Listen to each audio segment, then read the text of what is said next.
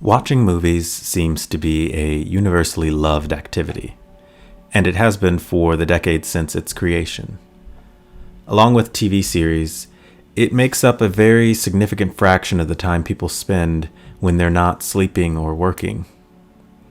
It's also very common to watch something on TV simultaneously while you're engaging in another activity like eating a meal or spending time with loved ones. So what is it about watching these mostly fictional stories that is so compelling for us that we've given them so much of our attention for generations?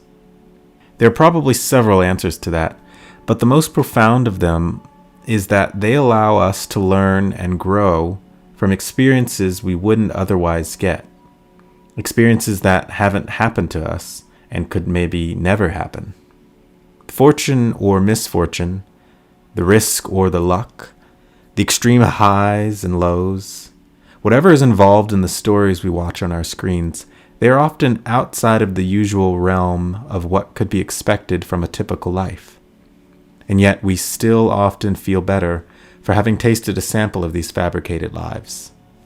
We come away feeling like we learned something, like we enhanced a value or a philosophical understanding inside of us, that we reconsidered an idea we thought was settled, that we can connect to other people a little bit differently, that we might be more capable of difficult and scary things than we originally assumed. We come away from these fictional experiences feeling inspired to be a better version of ourselves.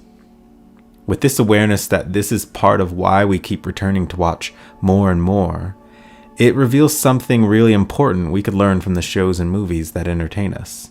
Something much bigger than any specific lesson or moral that might be behind their plots and stories.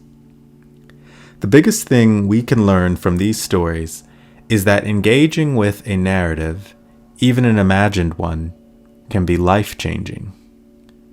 Getting to take a peek at a particular kind of story or be part of a particular kind of conversation can leave us feeling much different than we did before. Can leave us altered in a way that affects how we proceed moving forward. If that's true, then it would be deeply beneficial for us to take advantage of that concept, even outside of TV and movies. We should talk to other people and to ourselves about our greatest dreams and desires. We should conjure up conversations and stories about achieving things that seem higher and more satisfying than we're usually allowed to expect.